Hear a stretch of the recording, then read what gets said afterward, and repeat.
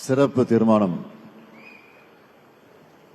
மண் மொழி மானம் காத்திட ஓரணியில் தமிழ்நாடு கழக புதிய உறுப்பினர் சேமிப்பு திட்டம், கழக புதிய உறுப்பினர் சேர்ப்பு திட்டம், எல்லாருக்கும் எல்லாம் எனும் திராவிட மாடல் ஆட்சியின் திட்டங்கள் அனைத்தும் சிறப்பாக செயல்படுத்தப்பட்டு வருவதால் ஒவ்வொரு வீட்டிலும் ஒருவராவது ஏதேனும் ஒரு திட்டத்தில் பயனாளியாக உள்ளனர்.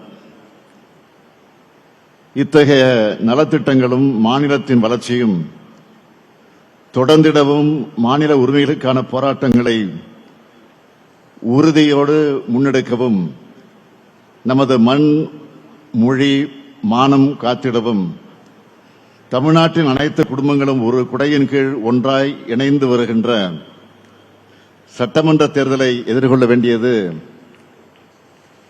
காலத்தின் கட்டாயமாக உள்ளது.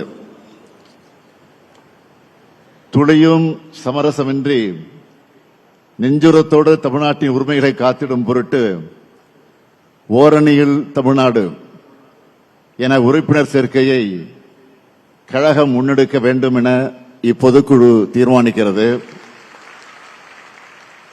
கழகத்தின் சார்பில் ஏற்கனவே அமைக்கப்பட்டுள்ள பூத் கமிட்டிகள் மூலம் ஒவ்வொரு வாக்குச்சாவடிகளிலும் குறைந்தபட்சம் 30% வாக்காளர்களை கழகத்தின் உறுப்பினராக இணைத்திட இலக்கு நிர்ணயிக்கப்படுகிறது.